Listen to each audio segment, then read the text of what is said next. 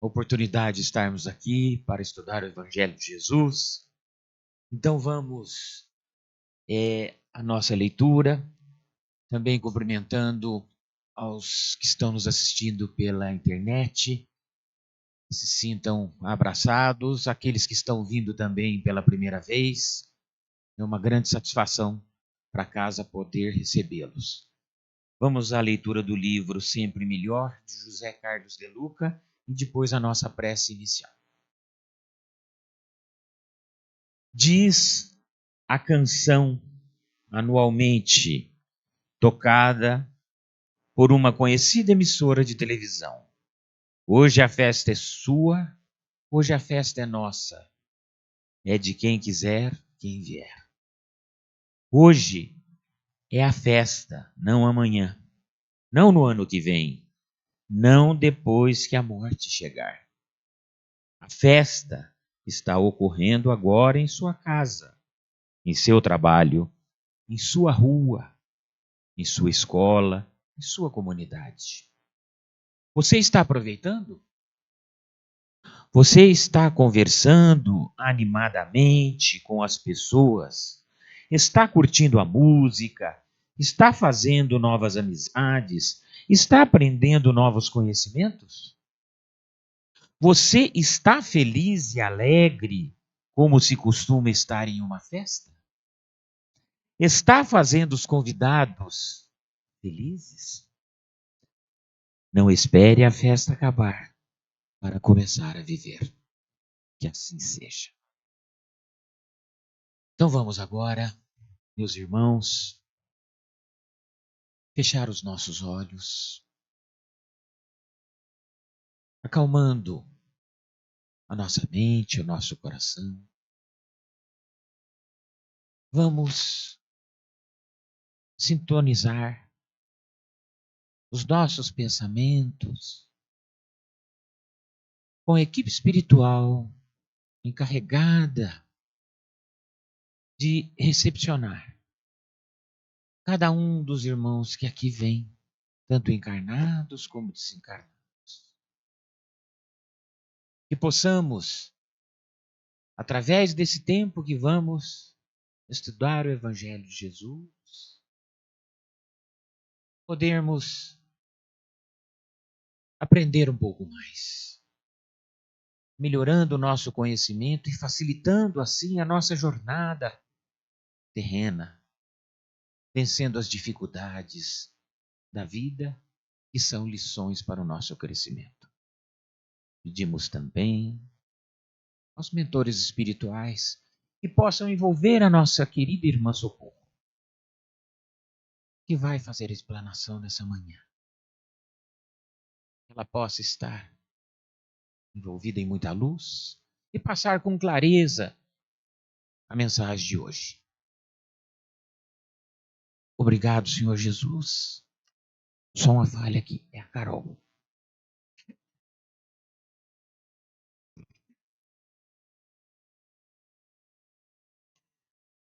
Bom dia, gente. Era só um teste, coração da Socorro, que ela ia fazer o tema.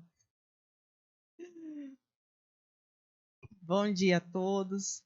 Muito, muito bem-vindos a essa casa que nos acolhe, nos orienta, é a casa de Jesus. E muito, muito interessante a leitura inicial, porque fala de festa. E nós agora, nesse momento, estamos no meio de uma festa.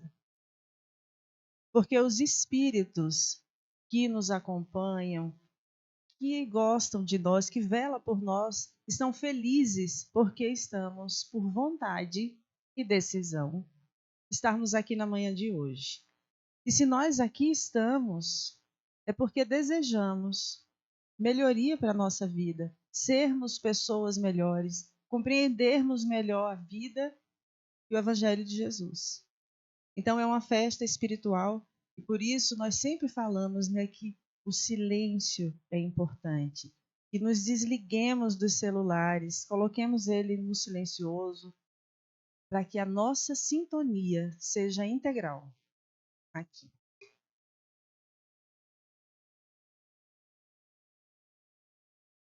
O nosso tema da manhã é vontade e decisão.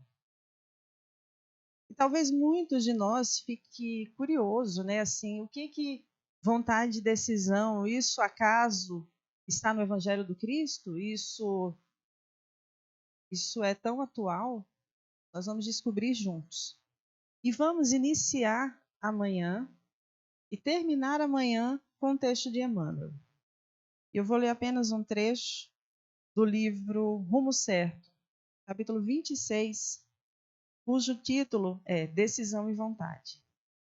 Incerteza parece coisa de pouca monta, mas é assunto de importância fundamental no caminho de cada um. Dizem-se confiantes pela manhã e acabam indecisas à noite. Frequentemente rogam em prece: Senhor, eis-me diante de tua vontade. Mas, quando o Senhor lhes revela, através das circunstâncias, o quadro de serviços, expressamos: não tenho forças. Tudo que serve para corrigir, elevar, educar e construir, nasce primeiramente no esforço da vontade unida à decisão.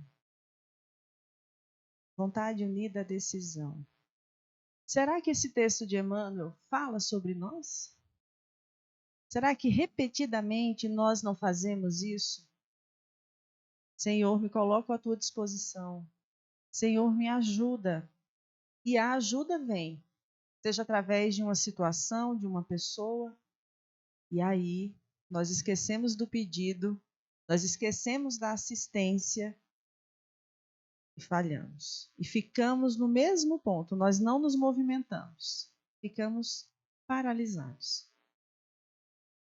E, Geraldo, aí, o tema de hoje está baseado nesses 3 evangelistas. E a gente sempre brinca, quando os evangelistas falam o mesmo assunto, ele é muito, muito, muito significativo para nós. Então está no Evangelho de Marcos, Mateus e Lucas. E nós vamos utilizar como base para os estudos da manhã esse livro, Primícias do Reino, de Divaldo Franco, pelo Espírito Amélia Rodrigues. Capítulo 7. O paralítico de Cafarnaum. Já ouviram falar? Recentemente, nós trouxemos até o paralítico da piscina. Esse é o paralítico de Cafarnaum. Então, vamos entender. Natanael ben Elias. Nunca ouvimos falar dele, possivelmente. Mas Natanael teve uma experiência muito interessante e que é o tema da observação dessa manhã. Natanael, há muito, sofria, tinha febres e tinha o seu corpo imóvel. Ele era paralítico e sofria todo tipo de privação física e moral. E ele sofria, e ele suportava o que lhe acontecia. Até que ouvira falar, na pequena cidade de Cafarnaum, que o Rabi, Cristo, estava para chegar e que ele curava os enfermos. Foi o suficiente para Natanael chorar de alegria, de esperança e de vontade de ter com o Mestre. Cafarnaum, uma cidadezinha à beira do lago de Genezaré.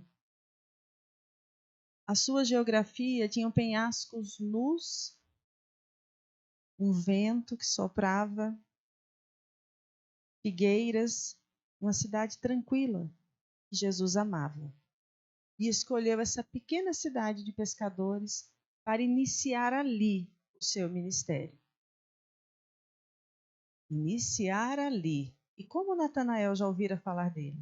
Porque nesse momento Cristo já havia curado a sogra de Pedro e leprosos. E mesmo Cristo pedindo que aquilo silenciasse, a alegria das pessoas curadas era tanta que se espalhou facilmente.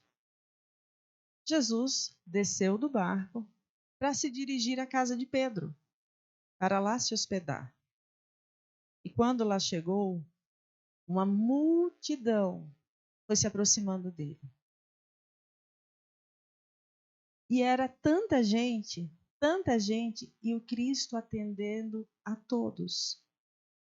Uns queriam consolo, mas a maioria queria cura. A cura física.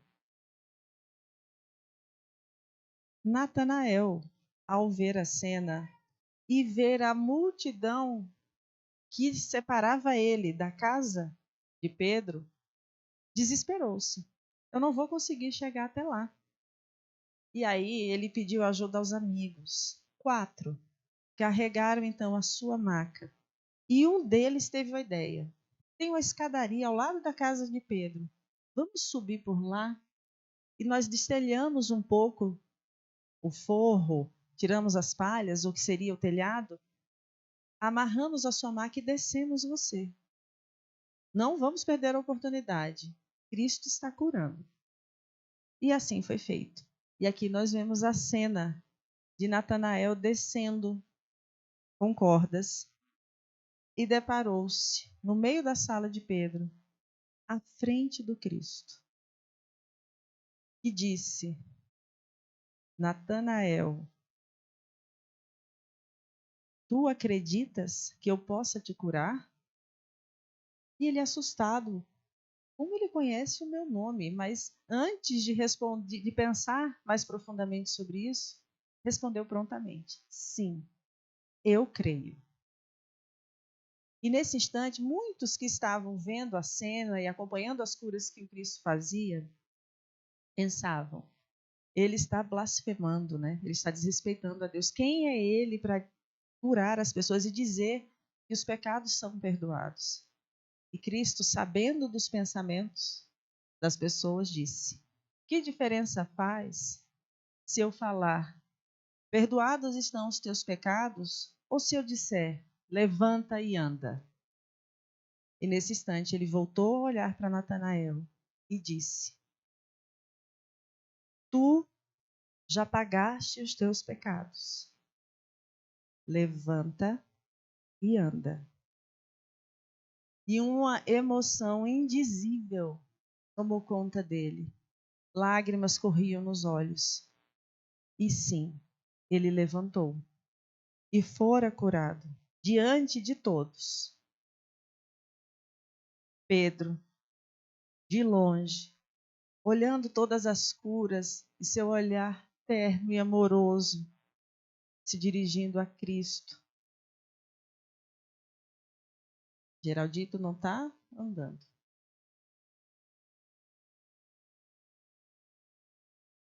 Aí. Quando Pedro se deu conta, ele percebera que, diante de tantos pedidos e de tantos doentes, tinha os miasmas pestilentos. Assim Amélia Rodrigues cita para todos. O clima já estava ficando pernicioso. Estava calor, uma multidão. Pedro, agradecendo por ser sua casa, o lugar que Cristo escolhera para salvar tantos, para curar, para libertar das prisões emocionais e físicas, percebeu que o mestre estava fatigado. E ele exclamou: o mestre está fatigado. As pessoas não paravam de chegar e de fazer pedidos. E nesse instante, com a preocupação daqueles que nos amam, que é o cuidado, carinhosamente tomou Cristo pelo braço, levou para o seu quintal e se estendia até a praia. Uma árvore com um tronco muito alto, um lugar tranquilo. Jesus sentou ali e começou a meditar. E Pedro contemplava o Cristo. Como era belo, Rabi. Seus cabelos encaracolados, os seus olhos iluminados. Como era iluminado e rica a sua presença. E quando ele saiu dos seus pensamentos e fitou os olhos do mestre, ele percebeu que Jesus estava chorando. Sim, Jesus chorou. E, sem entender, ele perguntou: Rabi, estás chorando? E Jesus disse: sim, estou. E Pedro continuou: mas estás chorando de alegria? Ele ainda é desconcertado, sem entender. É de alegria, não é, mestre? Porque tantas curas praticastes, tantas coisas lindas tu fizeste. E aí, Cristo falou: sim, choro porque não me compreendeis, tu e eles. Pedro continuou sem entender. E aí, ele continua: nesse instante em que estamos aqui, Natanael, que acabara de ser curado, voltou para os seus antigos vícios. Foi, digamos assim, comemorar a sua cura em lugares inapropriados, onde há bebidas, comércio do sexo, reincidindo novamente nos erros que cometera antes. Eu não esperava ser compreendido, mas choro de compaixão. Cristo chora de compaixão pelos erros que nós cometemos, por teimosia, por orgulho. Porque nós não podemos alegar, assim como Natanael, dos feitos do Cristo, da presença do Cristo. Nós podemos desconhecer a grandiosidade do Espírito de Jesus Cristo e do que ele veio nos propor. E Natanael, feliz, exultante, saíra dali da casa de Pedro, foi ter com seus amigos, contando de maneira extremada, alegre, mas foi comemorar segundo os princípios materiais. Percebam, quando nós observamos no Evangelho todas as curas que Jesus fez, em todas elas, o que era mesmo que Jesus falava? Vá e não peques mais. Não caia no mesmo erro. Se a lição foi apreendida, segue, segue. E nós aqui estamos. Será que não menos do que pela bênção da reencarnação e bondade divina? Vai lá. Vai lá, João, vai lá, Carol, vai, Socorro. Reencarna. É uma nova chance sendo dada. E as oportunidades aparecem para nós diariamente. Quando nós fazemos uma prece, nós agradecemos ou mais pedimos? E se pedimos, né? Vamos ser generosos. Se pedimos, o que fazemos quando conseguimos? Vamos fazer um exercício simples? Numa hora qualquer, uma viagem. Vamos viajar de carro. Eleve o pensamento a Deus, nos proteja, guie, que nada de mal nos aconteça. Aí a gente chega no destino. A gente agradece? Não. Então, a cura de Natanael e a sua escolha em errar de novo fala para todos nós. Nós podemos não ter paralisias físicas. Se não as tivermos, o que nos paralisa?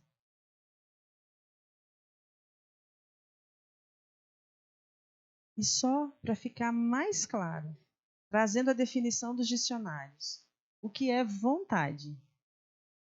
Força interior que impulsiona o indivíduo a realizar algo, a atingir seus fins ou desejos, ânimo, determinação, firmeza. Emmanuel nos esclarece que a vontade apenas, ela não é atributo do espírito. E a gente pensa, os animais têm vontade. Eles têm instinto. Mas olha ali o finalzinho que o dicionário fala. Ânimo, determinação, firmeza. Essa vontade constante, firme, é atributo do espírito. E o que os dicionários falam do que é decisão? Ato ou efeito de decidir, determinação. Então, qual é a diferença? Se eu apenas ficar atenta ou atento às minhas vontades, nem sempre eu vou estar fazendo escolhas melhores. Eu não vou conseguir realizar obra alguma interna para minha família, no meu ofício, se eu não tiver a decisão, a firmeza diária de permanecer. Então, nós ainda nos localizamos como Natanael, que foi movido por vontade, por fé, mas que não teve decisão. Ele não se manteve firme nos seus propósitos. E ainda falando sobre essa cura do Cristo, o que ele quis dizer quando disse: os teus pecados estão perdoados? Ora, estar preso a uma cama, passando todo tipo de privação, é uma expiação. Que a doutrina espírita tanto nos explica. Nós expiamos, nós estamos expurgando erros passados. Quando Cristo fala, teus pecados foram quitados, ele está dizendo que aquela doença que o levava a refletir, o sofrimento levava a refletir, e propiciar que Natanael fosse uma pessoa melhor, através daquele momento de fé extrema, de ele mover tudo, a multidão que estava à sua frente, essa fé e essa vontade fez o Cristo dizer que ele já havia quitado suas dívidas. Então, olha que interessante. E depois ele voltou a errar. Ele poderia, a partir daquele momento, viver uma vida sã, se tivesse feito boas escolhas. E quando a gente fala em escolha e vontade, é muito importante a gente ressaltar a importância do nosso pensamento. O que eu desejo? Onde eu coloco energia? Falando mal das pessoas, criticando, apontando erros. O que eu estou fazendo? Essa reflexão nós precisamos fazer se nós tivermos realmente vontade do que, gente? Da reforma íntima. O que é que a doutrina espírita nos proporciona? Primeiro, o conhecimento. Nós conhecemos a verdade. Cristo disse: conheceis a verdade e a verdade vos libertará. Mas que verdade é essa? É a verdade espiritual. Nós somos despertados para o que vale a pena. E nós temos na nossa consciência a centelha divina que sempre aponta quando a gente erra, quando a gente acerta. Ninguém precisa falar. Nós sabemos. Conhecer é o suficiente? Adianta mesmo? Funciona mesmo? Estarmos aqui todos os domingos, a cada domingo ouvir uma exposição, e na semana que vem a gente nem vai lembrar o tema que foi relatado na anterior. Então, está entrando por um ouvido, saindo por outro, não está descendo para os nossos corações. E nós estamos perdendo tempo e oportunidade de praticarmos a reforma íntima, porque é para isso que existe o Evangelho do Cristo. Para isso Cristo esteve entre nós. Não foi para falar, foi para nos ajudar a nos reformarmos. Então, se nós estamos vindo aqui na Casa Espírita, em qualquer templo religioso, ouvimos, e não conseguimos melhorar um pouquinho, nós precisamos despertar. E Kardec fala que reconhece-se o verdadeiro espírita pela sua reforma moral. Com isso, nós queremos dizer que espíritas são perfeitos? De maneira alguma. Os trabalhadores desta casa são santos? De maneira alguma. Nós temos todos, muitos débitos. Mas se nós estamos por amor, por fé, e a cada coisa que o Cristo falou, nós vamos nos melhorando, nós estamos reformando moralmente. Se eu errei em outra vida ou nessa, se antes, por desconhecimento, eu errei, eu fui injusta, eu fui imoral, como eu estou hoje? É isso que importa. E Kardec continua. Pelo esforço em melhorar suas más inclinações. Então, ser espírita não é ser perfeito, mas é ter força de vontade e a decisão de melhorar a cada dia. E vamos aqui fecharmos a nossa manhã com o mesmo slide que começamos. De novo, vontade e decisão. E nós vamos finalizar também com o texto de Emmanuel, dessa vez do livro Caminho, Verdade e Vida, de Emmanuel, na lição 118. Muitas pessoas confessam sua necessidade do Cristo, mas frequentemente alegam obstáculos que lhe impedem a sublime aproximação. Todavia, para que nos sintamos na vizinhança do Mestre como legítimos interessados em seus benefícios imortais, faz-se imprescindível estender a capacidade, dilatar os recursos próprios e marchar ao encontro dele, sobre a luz da fé viva. Recorda ao paralítico de Cafarnaum, e na hipótese de encontrares grandes dificuldades para gozar a presença do Cristo, pelos teus impedimentos de ordem material, dirige-se para o alto, com o amparo de teus amigos espirituais, e deixa-te cair aos pés divinos, recebendo forças novas que te restabeleçam a paz e o bom ânimo. Gente, fragmentos desse texto, se referindo ao paralítico de Cafarnaum. A multidão são as nossas dificuldades. E nós fazemos diferente do paralítico. Nós não atravessamos a multidão. Eu não tenho tempo, eu não tenho dinheiro, eu não estou bem hoje, eu não consigo. E a gente vai deixando a multidão dos nossos problemas criados por nós nos impedirem de buscar ajuda. O paralítico conseguiria chegar até lá sem ajuda? Não. Nós temos, assim como o paralítico, amigos encarnados e os desencarnados, que velam por nós insistentemente, nos influem, nos intuem para as melhores decisões. Nós não estamos sozinhos. E se quisermos chegar até o Cristo, façamos como o paralítico. Vamos nos elevar e cair aos pés do Cristo, como o texto de Emmanuel nos convida. Mas aprendamos com a lição e as decisões do paralítico, e quando encontrarmos as curas para as nossas dores físicas, emocionais ou espirituais, vamos lembrar da advertência do Cristo: vá e não peques mais. Não vamos perder as oportunidades que ganhamos todos os dias. A vontade é um poderoso botão que desencadeia o movimento ou a inércia do ser, diz Emmanuel. Então, sim, gente. Segundo a nossa vontade, nós podemos acionar um botão e nos movimentarmos para fazer a diferença na minha própria vida e na das pessoas que estão à minha volta.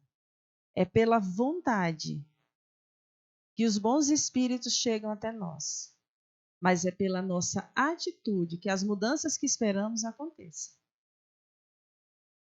Não é Cristo que vai nos salvar, no sentido de que Cristo vai resolver os problemas por mim. Cristo vai mudar as pessoas por mim, porque todo mundo precisa mudar, não eu. Não é assim. Nós temos que buscar ao Cristo seus ensinamentos, entender a sua mensagem. E aí sim, amparados por nossos espíritos do mundo invisível, vamos conseguir caminhar. para encerrar, os nossos pecados já podem ser perdoados? E, aliás, é importante falarmos sobre pecado. Nós temos um propósito, um objetivo de aqui estarmos. E nós temos a vontade divina, soberana sobre as nossas vidas. Todas as vezes que nós desviamos desse caminho, nós estamos cometendo um erro. No passado era chamado de pecado.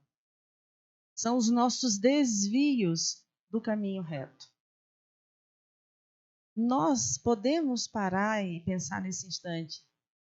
Realmente, será que os meus erros, será que o que eu vim aprender aqui, espiar ou provar, já estão sanados? E se a morte me visitasse hoje, eu estaria com a consciência em paz?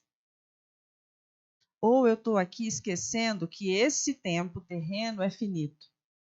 E nós teremos uns 30, uns 20, outros 70 anos de oportunidades de resgate. Mas eu estou fazendo o que com eles? Deixando sempre para amanhã. Qual é a nossa paralisia? O que está paralisado em nós? A vontade de viver? A coragem da fé? Nos paralisa o medo do novo? O medo de recomeçar? A incapacidade de dizer não para tudo aquilo que eu sei que me prejudica? Ou o que me paralisa é o preconceito? Sim, vamos refletir sobre as paralisias que temos, sobre aquilo que ainda precisamos desenvolver, porque nós somos filhos do amor, porque nós somos de Deus. Nós somos feitos de amor, para o amor. E se essa energia maravilhosa não está fluindo ainda nas nossas vidas, nós precisamos ir até o Cristo, confiando que Ele vai nos curar. Vamos nos levantar das macas da preguiça, da inveja, do orgulho e da vaidade e vamos caminhar leves com Jesus, porque Ele traz esperança para as nossas vidas. Essa era a mensagem da manhã de hoje. E que, muito, muito além de palavras, o que a espiritualidade fez aqui conosco, enquanto estamos aqui ouvindo as palavras de Jesus, mude, um pouquinho que seja, mas mude os nossos pensamentos. Amplie a nossa visão para o mundo espiritual. Que cada um de nós aqui presentes entenda que nós somos responsáveis pelas nossas escolhas. Nós caímos por nossa própria responsabilidade. Nós somos os únicos responsáveis pelo caminho que trilhamos. E nessa escola chamada Terra, e nessa oportunidade chamada vida, Jesus nos aguarda e nos convida para estarmos com Ele. Mas nós queremos estar com Cristo? Estar com Cristo aqui, na casa espírita, ou qualquer templo religioso, é fácil. Porque aqui nós domamos as nossas más inclinações. Nós escolhemos as palavras para usar, nós sorrimos mais, falamos mais mansamente. Todos nós estamos aqui buscando a mesma coisa. Então, seguir Jesus aqui é fácil. Mas nós seguimos Jesus lá fora, no trânsito, quando alguém dá uma fechada à minha frente, eu sigo Jesus?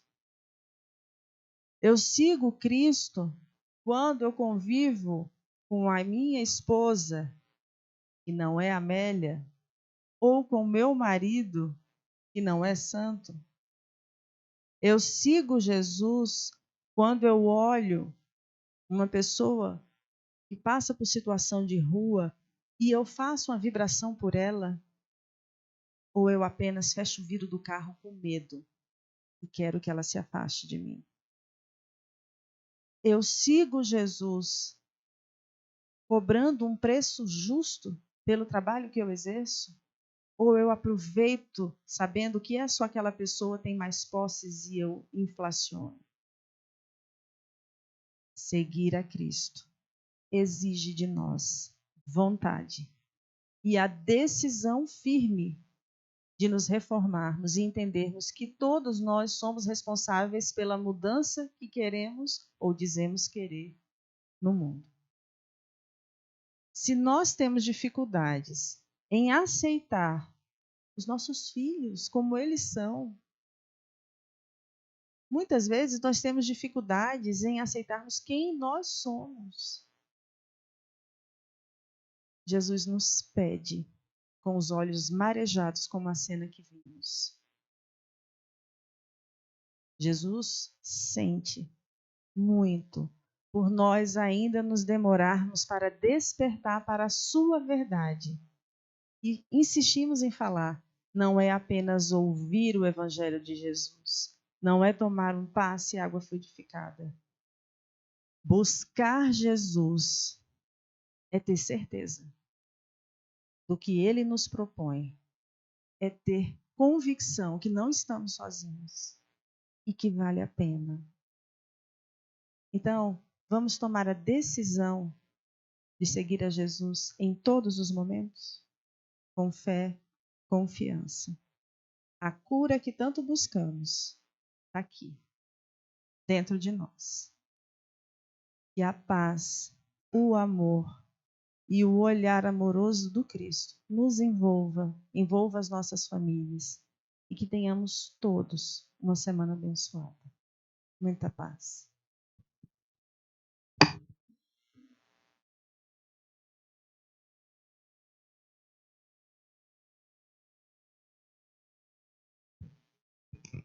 Bom dia a todos, alegria tê-los aqui conosco. E nesse momento eu peço a que todos os nossos irmãos passistas se posicionem. Peço a vocês, meus irmãos, que nós possamos unir os nossos pensamentos em prece, em agradecimento pela mensagem hoje recebida e pelo muito que ainda vamos receber. Senhor Jesus, mestre amigo, derrama, Senhor, as tuas bênçãos sobre todos nós aqui presentes, encarnados e desencarnados. Nos prepara, Senhor, para recebermos de ti essa energia que purifica não só os nossos corpos, mas as nossas mentes, o nosso espírito. Te agradecemos, Jesus. Agradecemos a esse amigo benfazejo que se aproxima de cada um de nós, que estende sobre as nossas cabeças as suas mãos. E nesse momento se torna o teu emissário, Senhor. Emissário da cura, emissário do amor, a nos envolver, a nos harmonizar. Tira de cada um de nós, Senhor, os maus pensamentos, os miasmas que vamos adquirindo através dos nossos pensamentos, das nossas palavras, dos nossos atos. E nesse lugar coloca luz e paz, Senhor. Que as tuas lágrimas não sejam em vão. Que nós possamos nos sentir mais próximo de ti e vencermos a nós mesmos, Senhor. Recebe o nosso agradecimento hoje e sempre. Que assim seja. E ainda nesse ambiente, nessa energia de agradecimento, de luz e de paz, nós queremos te agradecer, Senhor, pelas nossas famílias, pelos nossos lares, te agradecer pelo nosso trabalho, te agradecer pelo tempo que já dispomos, Senhor, para ouvirmos as tuas palavras.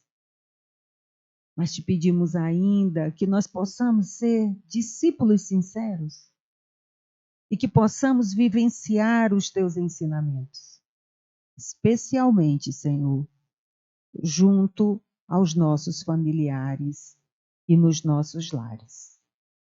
Te pedimos nesse instante bênçãos de luz e paz que envolva essa tua morada, esse nosso planeta, ainda sujeito a tanta violência, tantas iniquidades causadas por nós mesmos, teus filhos ainda incipientes na fé e na vontade de mudar. Olha pelo nosso país, Senhor, necessitado de harmonia, necessitado de ambiência moral e espiritual verdadeira.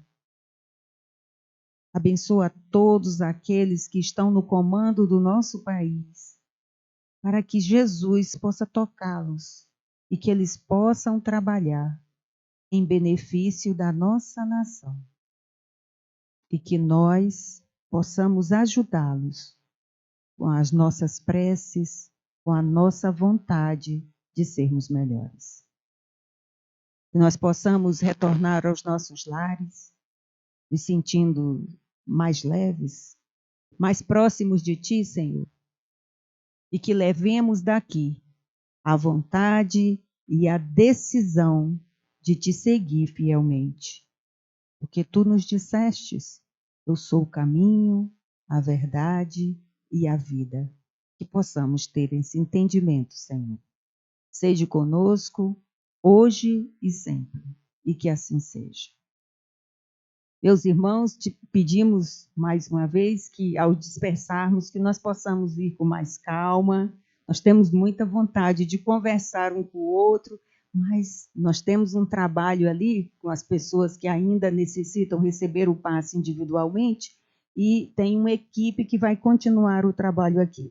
Então, de coração, nós pedimos que nós possamos sair um pouquinho mais de calma e agradecendo e ainda nessa ambiência. Muito obrigada a todos e que Deus possa nos abençoar durante toda essa semana.